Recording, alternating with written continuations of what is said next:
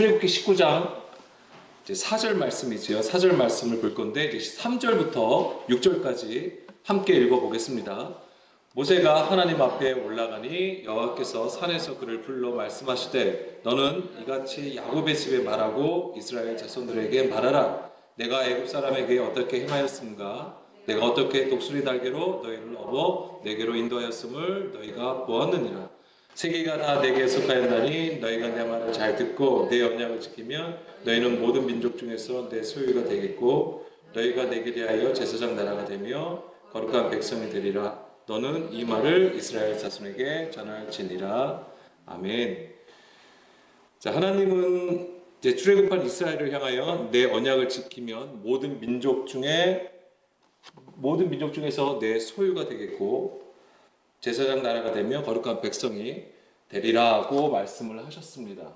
그러니까는 여기서 모든 민족 중에서 내 소유가 되겠다라고 하신 것은 우리가 단순하게 내 아들이야, 내 새끼야 이런 식으로 우리가 이해하는 부분이지만은 이 소유라고 하는 단어가 세굴라라는 단어가 쓰였습니다. 세굴라는 뭐냐면 보석이에요. 보석을 의미하는 것입니다. 그래서 그 주인이 가장 귀하게 여기는 것을 그 금고에다가 숨겨놓는 것을 얘기하는 겁니다. 그 상태를 얘기하는데 특히 이제 우리가 보석하면 어떤 거 생각하십니까? 이제 보석인데 그 다이아몬드가 자연 상태에서 그 상태가 있는 건 아니잖아요. 우리가 보기에 그냥 피카번쩍하고 아름다운 그 자태로 있는 게 아니에요. 그냥 암석덩어리예요. 돌덩어리인데 거기서 어떻게 하는 겁니까? 이제는 불순물을 다 제거하고 세공하는 거예요. 어마어마한 노력과 시간들을 들여가지고 레이저로 막 세공하고 이런 거거든요. 그러니까 그 관계를 생각하시면 되는 거예요. 하나님께서 내 소유라고 말씀하시면 이스라엘 백성을 내가 단지 애굽에서 이끌어냈기 때문에 그냥 내 자녀고 내 백성이라고 말씀하신 것이 아니라 여기에는 하나님께서 다듬어 쓰시겠다고 하시는 의미가 담겨 있는 겁니다. 그렇기 때문에 그 다듬는 방법이 뭐냐면 너희가 내 말을 잘 듣고 내 언약을 지키면 그렇게 하시겠다고 하는 거예요. 그랬을 때에 그 하나님께서 정말로 소유라고 말씀하신 것, 내 보물이라고 말씀하신 것이 바로 무엇이냐면 제사장 나라가 된다는 것, 거룩한 백성이 된다라고 하는 것입니다. 그 세공 과정을 그렇게 만드시는 과정을 어디에서 하시는 거예요? 광야에서 하시는 거예요. 그런데 그 광야에서 하심을 사절로 표현하고 있는 겁니다. 뭐냐면 내가 애굽 사람에게서 어떻게 행하였습니까? 이것은 이제는 애굽의 10가지 재앙을 내리신 것을 말씀을 하신 것이고 그 다음에 내가 어떻게 독수리 날개로 너희를 업어 내게로 인도하였음을 너희가 보았다라고 하시는 거예요. 그래서 이 출애굽 사건을 어떻게 표현하고 계시냐면은 독수리 날개로 업어서 이끌어냈다라고 표현하시는 것입니다. 이것이 우리가 어떻게 생각하면 굉장히 낭만적인 구원의 그림으로 생각해요. 그래서 그 막 여기 흑암이고 막 그 지옥과 같은 그 애굽에서 독수리로 탁 업어서 거기서 쫙 이끌어 나가는 거, 그것은 그런 그림 딱 떠오르시잖아요. 그래서 굉장히 희망찬 어떤 그런 메시지로 그런 그림으로 우리가 이해하고 있는 부분이지만 여기에는 어마어마한 위에서 말씀드린 것처럼 3절에서 말씀드린 것처럼 엄청난 양육하심이 있다는 것을 아셔야 되는 거예요. 그 양육하심이 무엇이겠습니까? 바로 성령으로, 성령을 통하여서 광야에서 양육을 하신다고 하는 거예요. 그래서 우리가 가장 잘 알고 있는 말씀이 뭐냐면 신명기 8장 2절에서 3절 말씀이잖아요. 광야로 이끄신 목적이 무엇이라고 했습니까? 줄이고 낮추게 하심으로써 하나님의 입에서 나오는 모든 말씀으로 살아가게끔 하시겠다고 하시는 거잖아요. 하나님의 입에서 나오는 모든 말씀이라는 것은 예수님의 말씀으로 인용하자면 어떤 얘기예요? 계명 중에 지극히 작은 것 하나, 즉 말씀의 본질로 깨달아서 그것을 지키고 행하게 하신다고 하시는 것입니다. 그것이 바로 하나님의 입에서 나오는 모든 말씀으로 살아가는 주의 진정한 백성이 된다고 하시는 거예요. 하나님은 그런 백성을 자기 백성이라고 얘기하는 거예요. 근데 그냥 부르시는 것이 아니라 하나님께서 주의 말씀으로 다듬어 쓰시겠다. 이제 그런 뜻이 여기 안에 이제 들어 있는 것이고요. 그래서 이 하나님의 언약을 지키는 자들, 이 하나님의 언약을 지키는 자들이 되게 하신다고 하는 것은 하나님과 그 백성이 계약 관계를 맺으시겠다고 하는 거예요. 계약 관계예요. 근데 그 계약이 성립이 되려면 반드시 하나님의 그 말씀을 듣고 지키는 것이 있어야 되는 것이고, 그래서 이 언약 안에 있어야 된다고 하는 거예요. 그래서 이제 신약에서는 그것을 성령이 보증하여 주신다라는 표현들이 있습니다.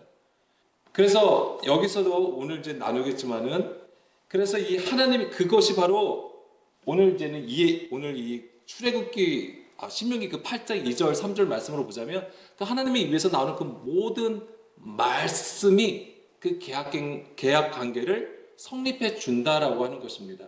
그런데 그 하나님의 입에서 나오는 모든 말씀으로 살아가지 아니할 때 우리 어떻게 되냐면 그 계약 관계가 파기가 되는 거예요. 그래서 북이스라엘이, 그 다음에 남유다가 흩어지는 거잖아요. 아예 남유다는 나중에 돌아오는 것으로 예언이 되어 있지만은 북이스라엘은 어떻습니까? 아예 그냥 열방으로 흩어져 버려요. 성경에서는 그 흔적을 찾기가 굉장히 어렵습니다. 그렇게 돼버린 것이죠. 그런데 그러니까 우리가 히브리서 4장 1, 2절 말씀을 좀 주의해야 되는데, 이것을 우리가 좀 심각하게 좀 받아야 되는 것이죠. 뭐냐면 그 하나님의 안식에 들어갈 약속이 우리가 받았다고 할지라도 그 안식에 들어가지 못할 수가 있다라고 하는 것입니다. 그러니까 우리는 무조건 예수님을 믿기 때문에 구원을 받았다라고 얘기를 하는 거잖아요. 그렇지만 이 1절의 말씀을 우리가 좀 주의해야 된다고 하는 것이죠. 그 안식이라는 것 자체가 무엇입니까? 구원을 얘기하는 거예요. 그 샬롬의 상태를 얘기하는 것인데 거기에 이르지 못한다. 왜요? 왜냐하면 듣는 자가 믿음과 결부시키지 아니하기 때문이다라고 얘기를 해줍니다. 믿음과 결부시킨다는 것은 그냥 내가 하나님의 말씀을 듣고 그 말씀대로 됨을 그냥 믿습니다. 그것을 얘기하는 것이 아닙니다. 뭐냐면 하나님이 우리에게 가르쳐 주신 그 문자, 표면적인 문자 안에 있는 그 영의 것을 깨달아 지켜 행함이 있어야 되는 거예요. 그것이 바로 믿음과 결부시키는 것입니다. 그 믿음이라는 것이 무엇입니까? 들음이잖아요. 그 안에 정말 하나님께서 우리에게 말씀하시는 그 본질의 것을 깨닫는 것을 이제 믿음이라고 하는 것이죠. 그것이 있어야지만이 하나님과의 안에서, 우리가 하나님 안에서 또 주가 우리 안에서 계심으로써 하나 되는 그런 관계로 계속 유지가 된다고 하는 것이죠. 그 관계를 얘기하는 거예요. 그것이 안식이죠. 근데 그것이 깨질 수 있다. 우리가 온전한 들음을 갖지 아니하면 그렇다고 하는 것이고요. 자, 다시 출애굽기 그 얘기로 돌아가자면 이스라엘을 애굽에서 나오게 하셔서 이제 광야로 인도하시게 됩니다. 자, 신명기 32장 10절 말씀을 보게 되면 그 광야라는 곳이 어떤 곳이죠? 표면적으로는 사나운 짐승이 부르는 곳이라고 했고요. 그 다음에 사람이 전혀 살 수 없는 황무지가 되는 것입니다. 그래서 신명기 32장 10절부터 12절 말씀 보게 되면 여호와께서 그를 황무지에서 짐승이 부르는 광야에서 만나시고 호위하시며 보호하시며 자기의 눈동자같이 지키셨도다. 마치 독수리가 자기의 보금자리를 어지럽게 하며 자기의 새끼 위에 너풀거리며 그의 날개를 펴서 새끼를 받으며 그의 날개 위에 그것을 엎는 것 같이 여호와께서 홀로 그를 인도하셨고 그와 함께 한 다른 신이 없었도다. 아멘. 자, 여기서도 하나님께서 광야로 이끌어 주셨어요. 근데 그 광야는 이스라엘이 생각했던 그런 곳이 아니었던 것이죠. 이스라엘이 애굽에서 나올 때는 가장 먼저 무엇을 생각했어요? 가나안을 생각했겠죠. 왜냐면 아브라함과 이삭과 야곱에게 약속하신 땅이잖아요. 그 땅을 상상을 했을 거란 말이에요. 우리가 애굽에서 나가면 그 땅으로 가겠구나 라고 생각을 했던 것인데, 하나님은 그 지경에 이르기 전에 어느 곳을 통과하게 하시냐면 광야를 통과하게 하셨다고 하는 거예요. 근데 이 광야가 말 그대로 정말 지독한 곳이에요. 지금도 마찬가지입니다. 지금도 그나마 도로가 좀 있으니까는 왔다 갔다 하는 것이지만 그 도로도 좋은 도로도 아니에요. 굉장히 험악하고 힘들고 어렵습니다. 그런 곳으로 가게 하신 거예요. 그런데 여기 하나님께서 어떻게 하신다고 하면 그 광야에서 그 황무지에서 만나신다고 하신 것이고 호위하신다고 하신 것이고 보호하시고 자기 눈동자 같이 지키셨다라고 하는 거예요. 또 이것을 어떻게 표현하고 있냐면 마치 독수리가 자기의 보금자리를 어지럽게 하며 자기 새끼 위에 너풀거리며 자기의 날개를 펴서 새끼를 받으며 날개 위에 그것을 엎는다라고 표현을 하고 계시는 거예요. 그리고 이것을 하나님께서 홀로 인도하셨다라고 말씀을 하시는 겁니다. 자, 이것이 바로 성령의 권능을 얘기하는 거예요. 성령으로 광야를 인도하시는 모습을 우리에게 보여주는 것인데, 그 우리가 이제는 그 새의 둥지나 어떤 이제 보금자리를 보고 이제 거기에 막 이렇게 어지럽게 있는 그런 것을 상상하지만 이 어지럽게 한다고 하는 것이 우르라는 단어가 쓰였습니다. 우르. 이게 뭐냐면 잠 깨다, 일어나다라는 뜻이에요. 그러니까 눈을 뜨게 하는 것을 의미하는 것입니다. 그러니까는 지금 근데 이것을 뭐로 지금 계속 어떤 거하고 연결해서 이해하셔야 되냐면 애굽에 있는 상태에서 애굽에서 이끌어내시는 그 상황을 얘기하는 건데 그게 뭐냐라고 했을 때 잠자는 거에서 깨우시는 것을 얘기하는 거예요. 그러니까 아이들 깨워 보신 적 있으시죠? 그 애들이 일어나라 하면은 네 하고 그냥 잘 일어나가지고 탁 입을 잘 개고 막 그럽니까? 아니잖아요. 막 어지러워요. 막 그만 막 뒤를 둥글고 입을 차고 막 난리 나잖아요. 예, 그런 모습이에요. 그런데 여기서 하여튼 의미하는 것은 깨우는 것입니다. 일어나게 하시는 것을 얘기하는 거예요. 이게 보금자리를 어지럽게 한다고 하는 것이고 자기 새끼 위에 너풀거린다라고 했습니다. 너풀거린다. 이건 라하프라는 단어가 쓰였습니다. 이게 뭐냐면 흔들다라는 거예요. 뭐 알을 품다, 날개치다라는 뜻도 있고 흔들다라는 개념이 있습니다. 그런데 이 단어를 좀 살펴볼 건데 이 단어가 바로 창세기 1장 2절에 있어요. 이 너풀거리다가 하라프가 뭐냐면 하나님의 영이 수면 위에 운행하십니다 했을 때 이 운행하다가 너풀거리다예요. 그러니까 지금 이 창세기 1장 2절에 땅이 어떤 상태입니까? 혼돈, 공허잖아요. 흑암, 깊은 가운데 있잖아요. 이게 흑암 가운데 있고 사망 가운데 있는 우리예요. 거기서 하나님께서 깨우셔서 어떻게 하시는 겁니까? 흔드셔서 세우시는 거예요. 세우시려고 하는 성령의 역사가 되는 것이죠. 그래서 성령을 통한 구원 사역이 되는 것입니다. 그래서 빛으로 이끌어 가시는 거예요. 빛이 있으라 말씀을 하시고 거룩하게 구별하신다. 바달이라는 단어가 쓰였습니다. 이 구별하는 것이 뭐냐면 분리시키는 작업이에요. 거룩하게 하시는 것이 우리가 그냥 깨끗하게 하고 뭐 더러운 것이 안 묻게 하고 막 이런 거 물론 표면적으로는 문자적으로는 그런 의미가 있겠지만은 이 거룩하다는 것 자체가 뭐냐면 분리시키시는 거예요. 하나님이 보시기에 불법의 구조, 죄악의 구조, 육신의 구조에서 분리시키는 것을 거룩하다라고 하시는 것입니다. 그리고 이제 예레미야 23장 9절 말씀에서도 선지자들에 대한 말씀이라 내 마음이 상하면 내 모든 뼈가 떨림이 여기서 떨리며가 라프예요. 내가 취한 사람 같으면 포도주에 잡힌 사람 같으니 이는 여호와와 그 거룩한 말씀 때문이라. 이게 뭐냐면 지금 예레미야 선지자예요. 근데 예레미야 선지자가 지금 거짓 선지자들을 보고 얘기하고 있는 거예요. 근데 거짓 선지자들을 보고 얘기하면 그래서 밑에 보기 10절 막 보게 되면 이 땅에 가늠하는 자가 가득하다. 그 다음에 그들의 행위가 악하고 힘쓰는 것이 정직하지 못합니다 라고 했고 11절에서는 선지자와 제사장이 다 사악하다. 그리고 그들의 악을 발견한다 라고 되어 있고 14절 보게 되면 뭐라고 되어 있냐면 예루살렘 선지자들 가운데에서도 가증한 일을 보았다 라고 얘기를 하고 있는 겁니다.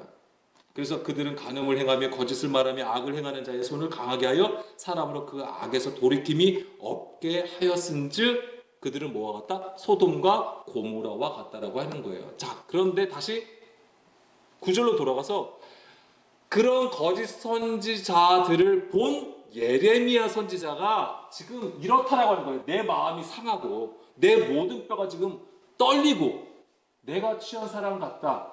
포도주에 잡힌 사람 같다라고 하는 거예요. 근데 그 이유가 뭐냐면 예레미야는 하나님의 말씀을 가진 자잖아요. 그래서 뭐예요? 이는 여호와와 그 거룩한 말씀 때문이다.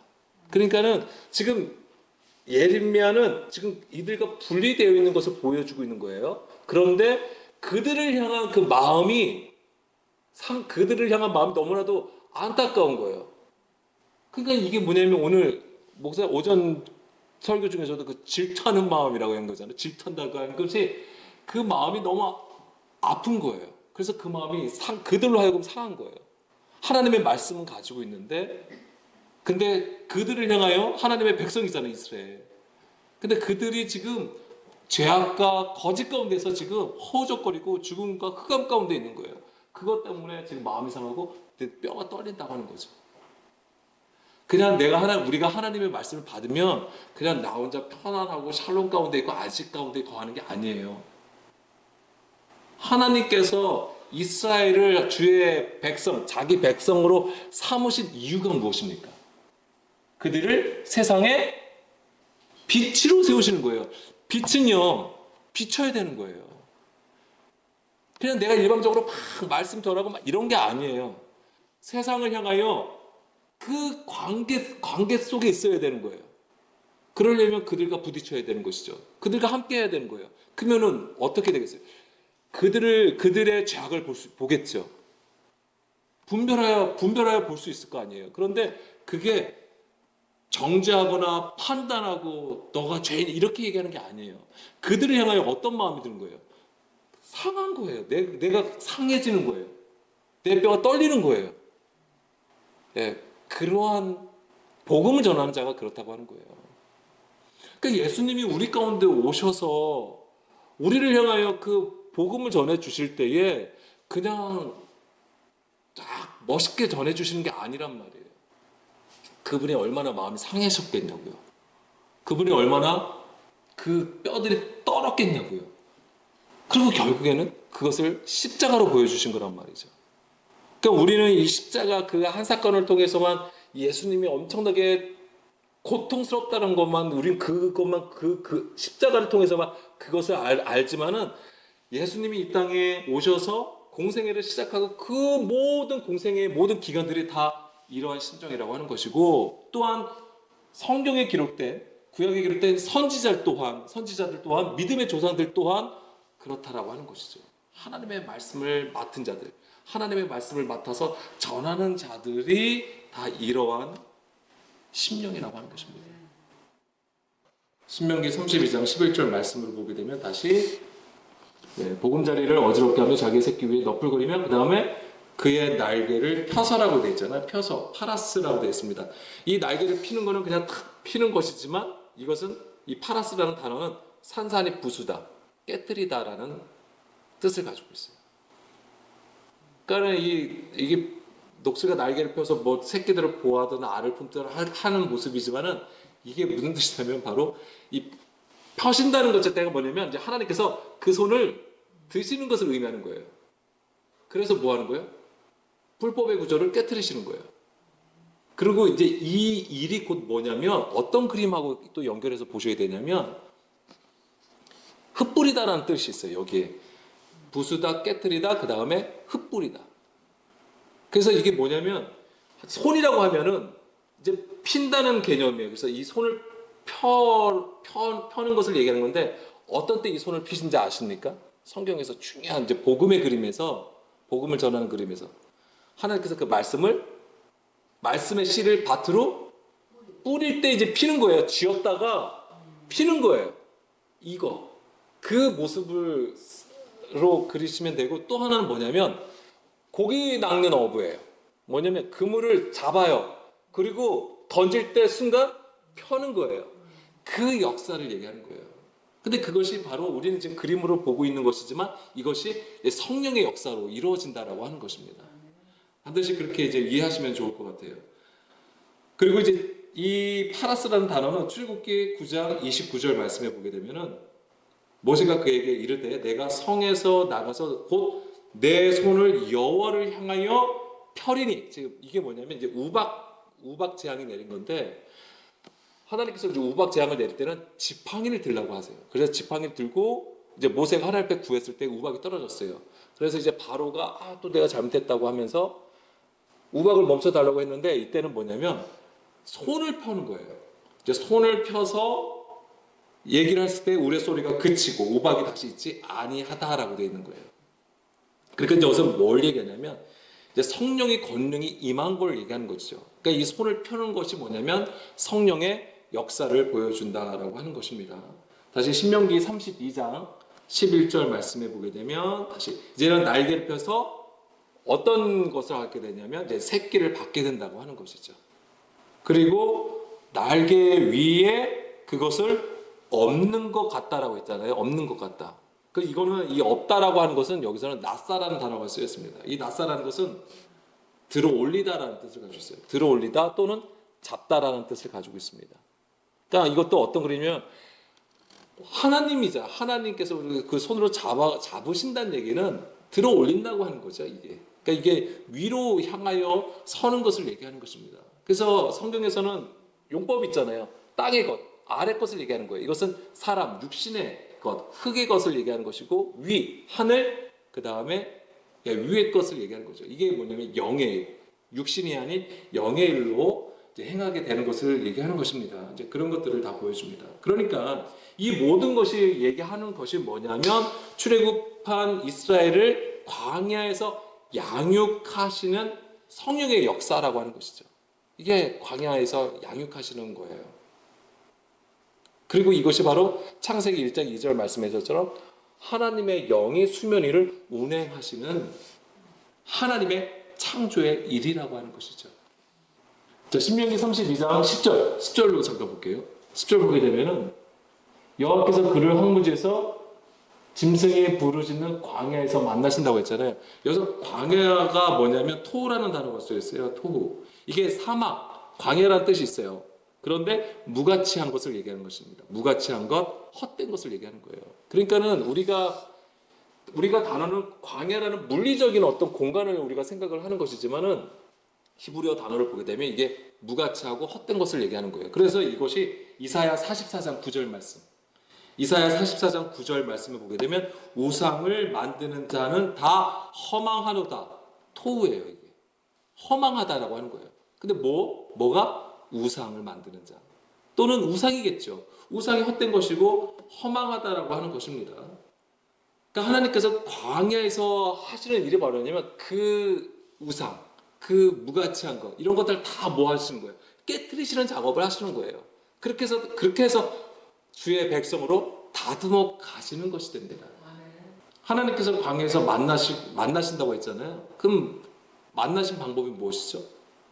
계속해서 어떻게 이끌어 가셨어요? 광야에서 불기둥, 구름기둥으로 이끌어 가셨어요. 그리고 이 출애굽기 아까 19장에서 되는 그 시점이 뭐냐면 주님이 결과적으로는 그들에게 무엇을 주시냐면 시내산에서 율법을 주신 것이 되는 거예요. 그러니까 그 뭐예요? 말씀을 받는 걸 얘기하는 거예요. 그렇기 때문에 지금은 우리가 시중에서나 뭐 인터넷에서도 이 성경 말씀을 우리가 그냥 쉽게 사서 보고 있는 것이지만은 이 말씀 자체를 우리는 하나님의 영이 임하여서 내 안에 거하신다는 그 실제가 이루어져야 된다고 하는 거예요. 그게 없으면 이거 성경 아무리 뭐 1000번 만번 공부해도 소용이 없는 겁니다. 그래서 우리가 사실은 그렇기 때문에 그 하나님을 만나려고 공부도 하는 거고 예배도 드리는 거고 또 성경도 공부하는 것입니다. 다 이런 것들이 다 과정이에요. 광야를 걸어가는 과정이라고 생각하시면 됩니다. 다시 신명기 32장 10절인가요? 광야에서 그 다음에 아까 처음에는 11절을 제가 설명해 드리고 이게 이제 10절의 그림이에요. 그러니까 광야에서 만나시는 거. 그 다음에 호위하신다고 하는 것이 뭐냐면 호위하다.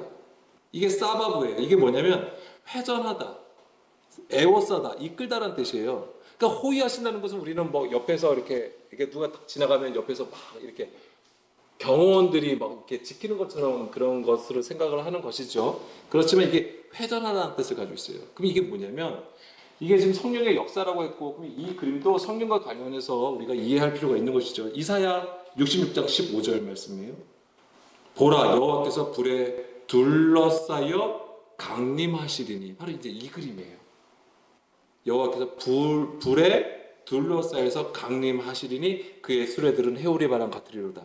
그가 형력한 위세로 노여움을 나타내시며 맹렬한 화염으로 책망하실 것이라. 이것을 얘기하는 것이죠. 호위하심이 이거예요. 불로 둘러싸여서 강림하시고. 그래서 뭐냐면 이게, 그래서 성경에서는 이 사닥다리도 있잖아요. 우리가 생각하는 일반 그냥 11자로 된 사닥다리, 이게 사다리로 생각하시면 안 돼요. 회전이에요. 회전 계단처럼 올라가는 다리를 얘기하는 것이고, 그 다음에 아마 그 에스겔서에 나오는 그 성전에서 그 계단 올라가는 것도 이 회전에서 올라가는 계단을 그런 그림이에요. 그래서 뭐냐면 맹렬한 화염으로, 다 이런 것들이 말씀이잖아요. 말씀으로 책망하신다고 하는 거예요. 책망의 개념이 있는 거예요. 이제 이걸 아셔야 되는 거예요. 책망의 개념.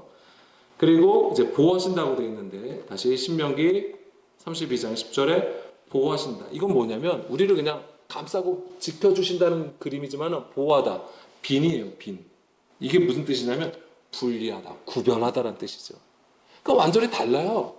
우리가 이제 이 글자로 보는 거하고 문자로 보는 거하고 우리가 이해하는 거는 달라요. 이 성경에서 가르쳐 주는 거는. 그러니까 분별력을 가지는 거예요. 그래서 주의 가르침을 받아야죠. 그래서 분별되는 것을 얘기하는 것이고, 그 다음에 자기 눈동자 같이 지키신다라고 했습니다. 이건 이제 낯자른데, 이제 이것이 진정으로 뭐냐면 보호하다, 지키다는 것인데, 이게 어떤 개념이냐, 숨기고 감추다라는 의미를 포함하고 있어요. 뭐냐면 눈에 갑자기 뭐가 확 와요. 그럼 어떻게 하세요? 네, 감으시죠. 왜 감으시죠? 그게 무의식적으로 그냥 근데 왜 감으시죠? 눈을 보호하려고. 그거예요. 하나님께서 눈동자같이 보호하신다고 하는 개념이 그거예요. 근데 여기에는 뭐냐면 숨긴다라는 의미가 있어요. 그래서 진정으로 하나님의 백성으로 삼으시는 자들을 하나님께서 감추시고 숨기신다. 그래서 아까 그게 내술과 그 금고에 숨겨두는 거, 정말 가장 깊숙한 곳에 두신다고 하는 개념이 그거예요. 그건 이제 도둑이 못 찾는 거예요. 예. 보니까 범죄도시 3에 보면은 마동석이 금고를 완전히 처음에는 뭔가 숫자를 맞춰가지고 막 여는 것 같이 하더니만 나중에 그게 안 되니까 그냥 잡아서 뜯더라고요. 근데 하나님의 근거는 절대 그렇게 열 수가 없습니다. 우리의 힘으로, 능력으로, 지혜로 절대 열 수가 없는 거예요. 오직 하나님만이 하시는 것이죠. 우리는 그러니까 그런 주의 보호하심 가운데 있는 거예요. 우리는 그런 하나님을 아버지라고 부르고 있는 것입니다. 그래서 성령이 임하셔서 하는 일, 우리를 광야로 이끌어 가셔서 하시는 일이 바로 뭐냐면 양육하신다고 하는 거예요. 예, 이 개념이 가장 큽니다.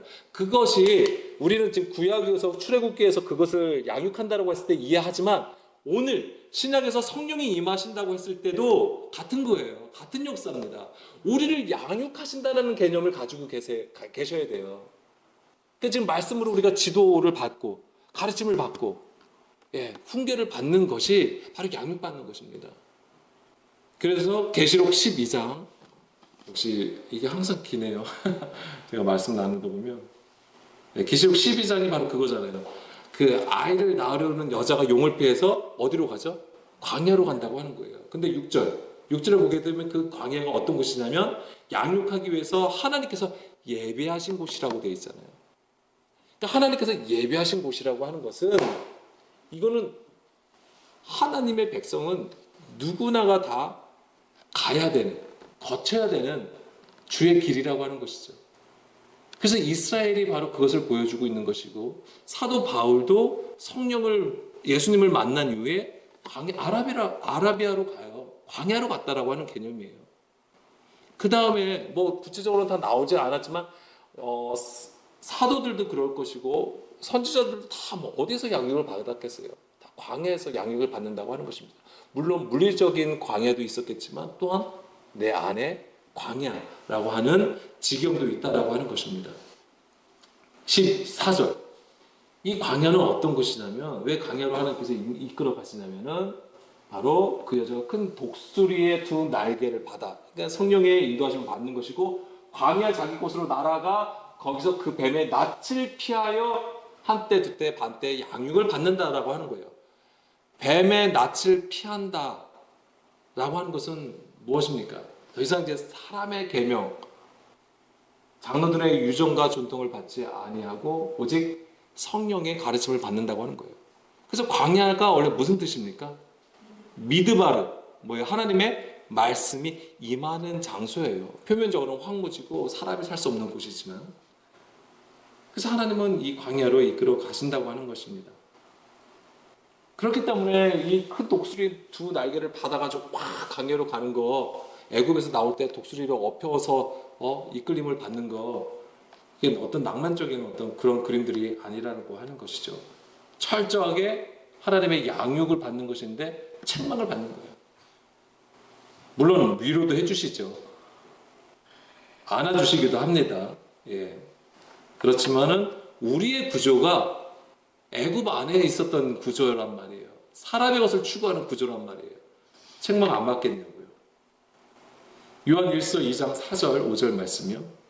그 양육을 받게 되면은 우리 안에 뭐가 없어지냐면 거짓이 없어지는 거예요. 그러니까 거짓이 없게 되는 것이죠. 달리 말하면 진리가 우리 안에서 세워지게 된다는 거예요.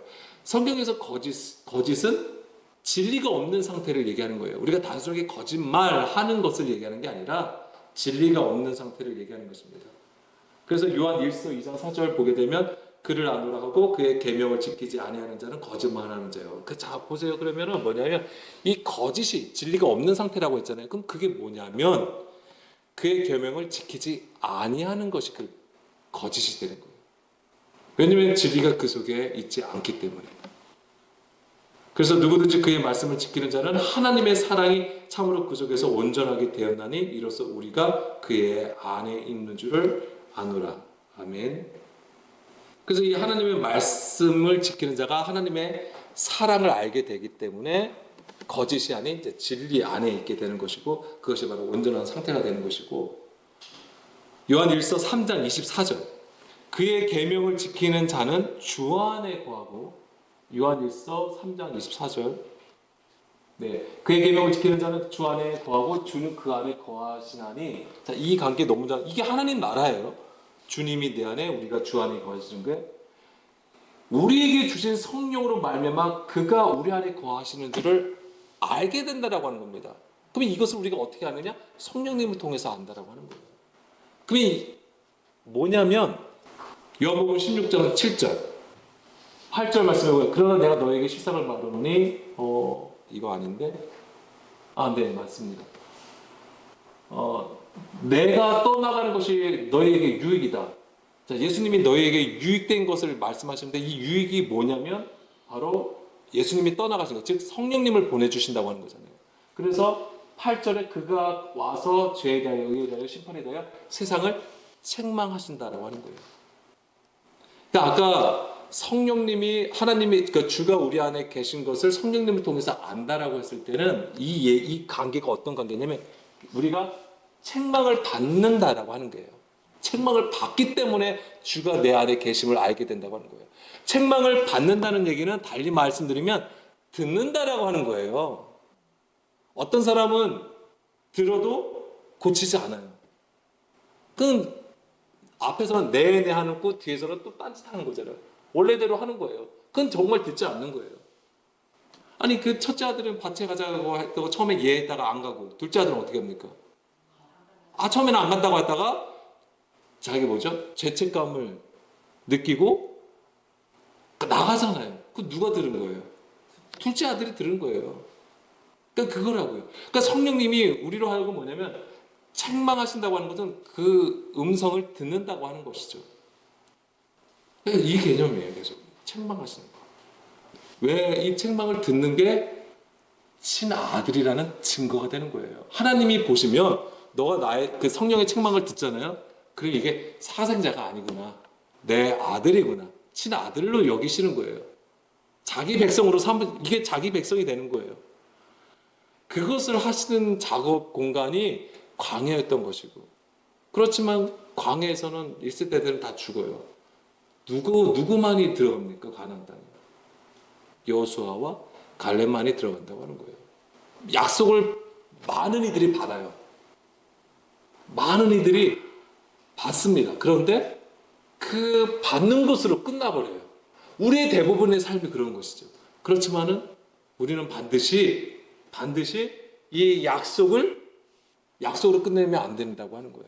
반드시 믿음과 결부시켜서 그 안식으로 들어가야 된다고 하는 것입니다. 그것이 바로 성령님께서 우리를 이끌어 가신다고 하는 거예요. 그렇기 때문에 오늘도 우리가 성령님을 구하는 거예요. 그 말씀 안에서 역사하시는 그 성령의 가르침을 우리가 받길 원하고, 그래서 우리 안에 죄, 의, 심판에 대해서 책망을 받아 오직 주의 그 은혜 안에 있기를 간절히 소망합니다. 이 시간 우리 함께 기도하실게요. 자, 하나님은 오늘도 이 책망하심을 받는 자를 찾으세요. 이게 책망이 뭐 그냥 막 혼내고 이런 게 아닙니다. 정말 사랑하시기 때문에 책망하시는 거예요. 그것 자체가 바로 우리를 하나님의 소유로 만드시는 것 자체가 책망하시는 것이고 훈계하시는 것입니다. 이 훈계하심이 없으면 우리는 정말 하나님을 알지 못합니다. 하나님을 알지 못하면 그가 보내신 예수 그리스도도 믿을 수가 없어요. 자, 오늘도 우리가 하나님의 그 은혜 안에서 그 성령의 도우심을 따라서 우리가 진리 가운데로 바르게 서길 간절히 원합니다.